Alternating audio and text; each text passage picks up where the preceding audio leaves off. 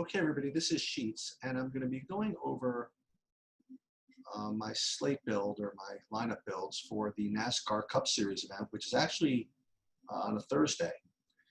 There's a lot going on in DFS now, and I'm a little bummed. I shouldn't say bummed. I shouldn't say I'm bummed that baseball and basketball are coming back. That's kind of stupid to say.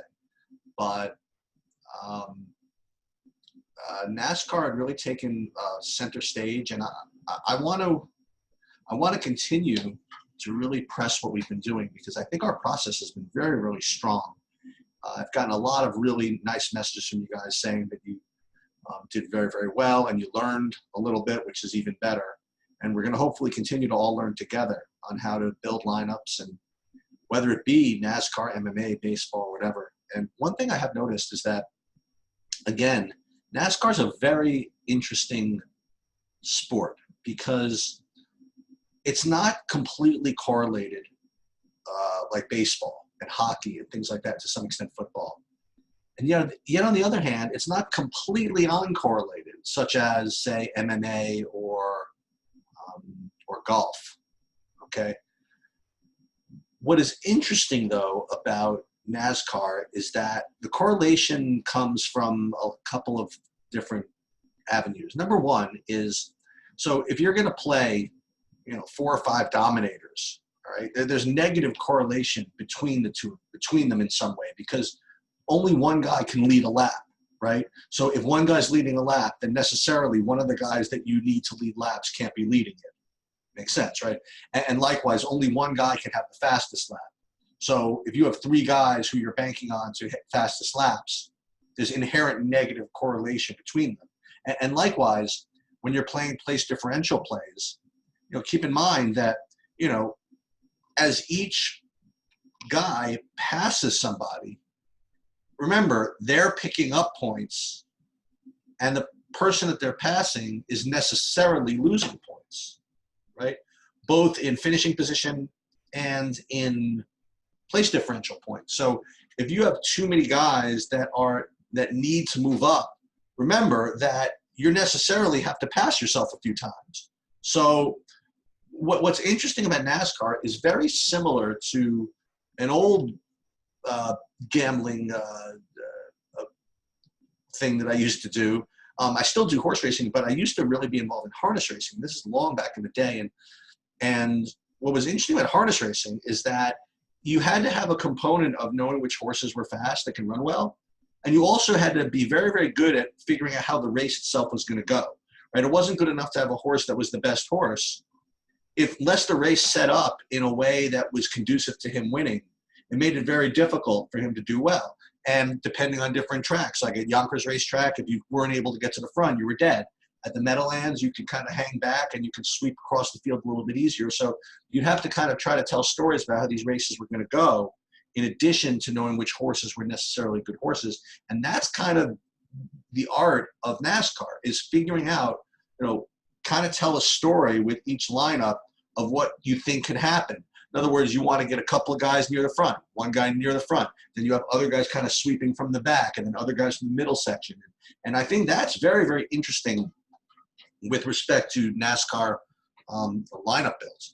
The other thing that I found has been very, very helpful, actually, is my lack of knowledge of who these guys were years ago, okay? Because, I've seen all the content, and I hear all this stuff about things that were supposed to happen based on things that people thought they knew from 5 years ago or 3 years ago. And fortunately, ignorance was bliss. So I don't have this history of knowing how great Kyle Busch is supposed to be, for example, right?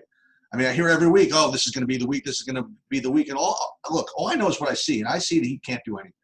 He can win truck races. He can somehow get near the front sometimes, but he hasn't really done much, and he just keeps getting bet, and he keeps getting ownership, and keeps getting excuses made for him, the lack of practice. Okay, everybody's got a lack of practice. And the thing is this is not to hate on Kyle Busch particularly, but what's interesting about the lack of practice is this. It lends itself to recency bias. In other words, the fast cars and the fast drivers remain the fast cars and the fast drivers, because there's not a lot of time to practice and to tweak things. So where normally in DFS you like to preach, you know, don't get caught up in recency bias, look for the long-term history. I think in NASCAR during this particular time frame, you really do have to really focus on what was recent, because there's very little opportunity to change things within cars and to change things within drivers and strategies. And with the absence of practice, you lend yourself to just the same thing kind of happening.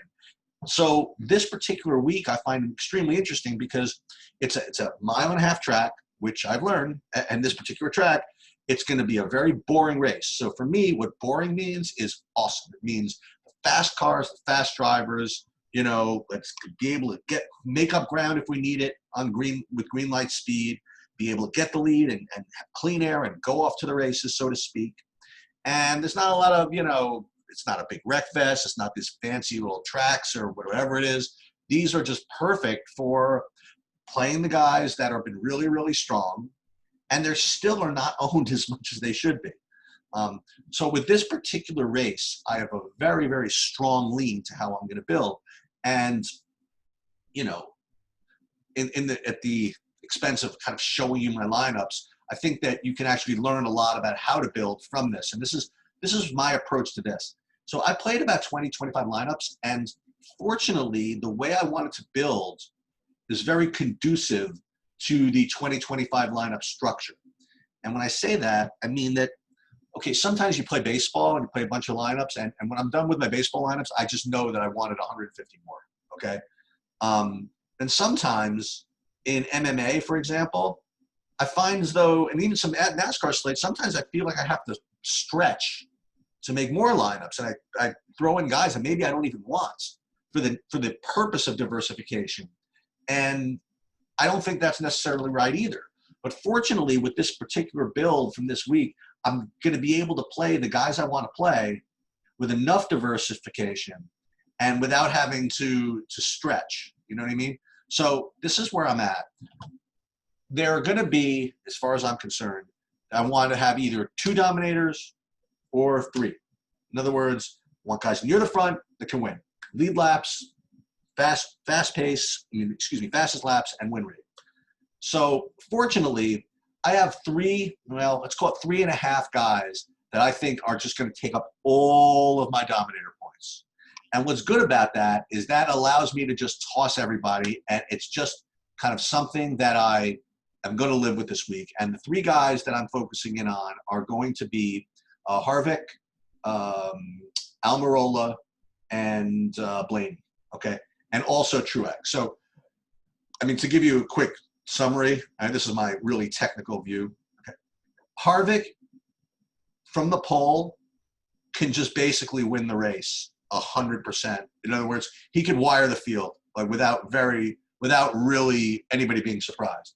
You know, just stop Logano from cutting across him, and he could just be off to the races. Bend it, so to speak. You know, forgetting about cautions and wrecks and things like that. I don't think that there's going to have a big problem defending the lead on restarts. So he is one car that's really fast, really good driver, no issues. Also, let's get Alec Almirola.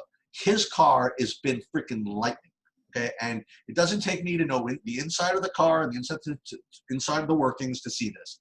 Every week, he's just blasting. He's had some issues. He got sent to the back a couple of times, but he is awesome. He's been doing great. His car is doing great.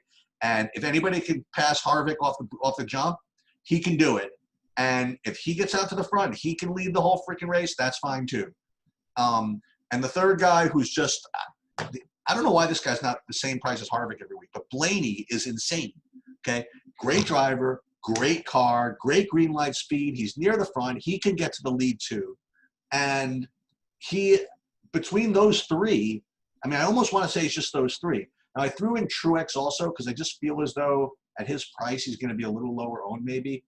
So again, and he's been improving a little bit the last couple of weeks.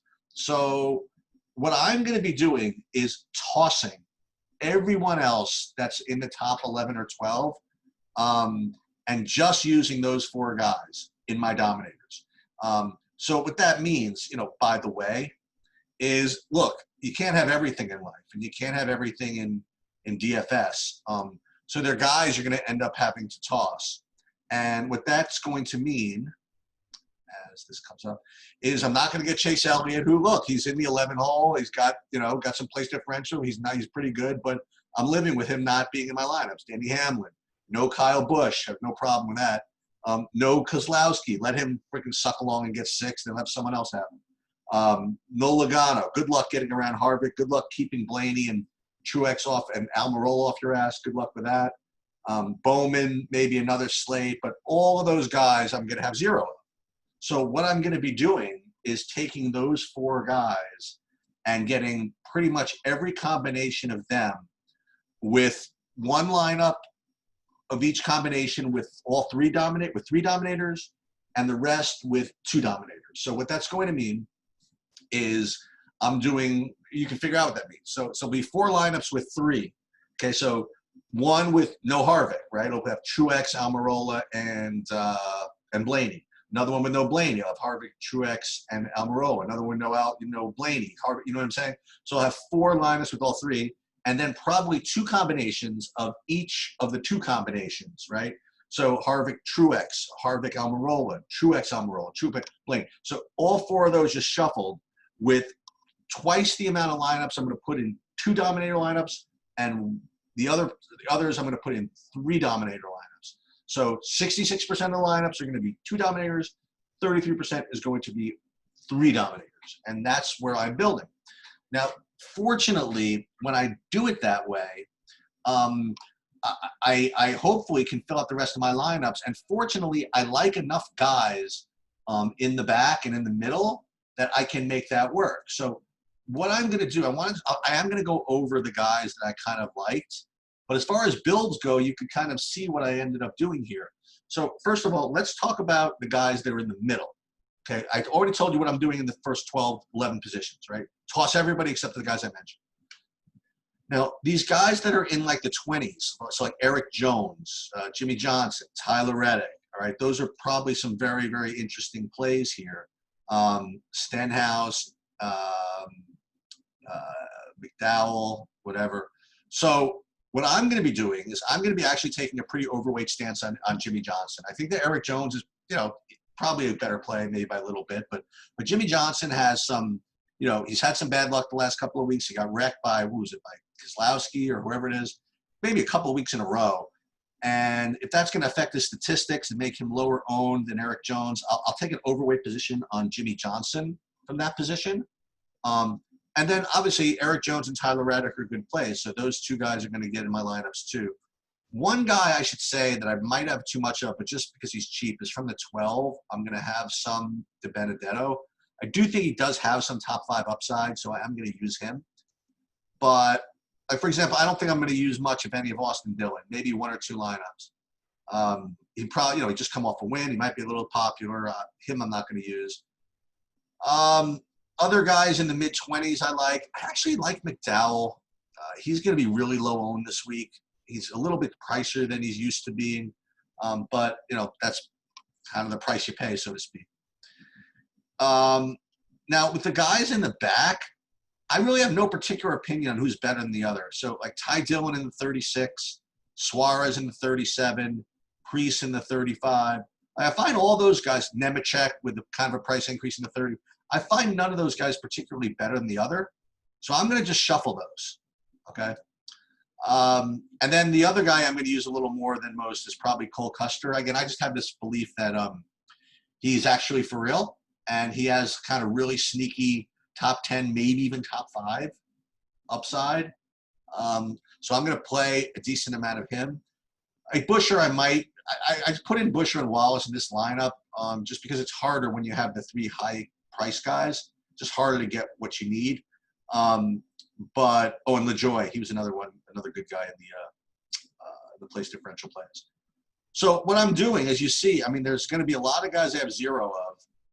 I'm going to be very overweight on all these dudes. I shouldn't say that. I can't say I'm going to be overweight on Harvick because I'm only going to have 60%.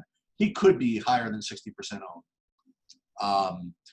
Blaney, he's going to be probably pretty chalky too, but maybe with any luck, Almirola might get overlooked a little bit. So that's kind of where I'm at. So you look through my percentage, you see what this is, right? So it's a big stack of these dudes, you know, Harvick, Truex, whatever it is. And then, you know, a little bit of everybody with these place differential plays. Probably have a little too much Ty Dillon and Nemechek, but again, that's just kind of splitting hairs. I'll probably shuffle a little bit more to make these a little more kind of spread out a little bit. Suarez, maybe a little more Suarez. And maybe I don't need a full lineup with Boyer if I really don't want him. You know what I mean? I have one lineup with Stenhouse. Maybe I don't need that. I like the 33% Custer, though. That's kind of an interesting take, I think. And that's pretty much it. You know, I'm pumped for tonight. I'm pumped for all these NASCAR races. I think they're great sweats, 2 hours, and you know, only 6 spots to fill, or 5 on FanDuel. And I mean, I love the NASCAR. I'm totally hooked. Doing well. Hopefully, teaching you guys a little bit about how to play this stuff. And yeah, that's it.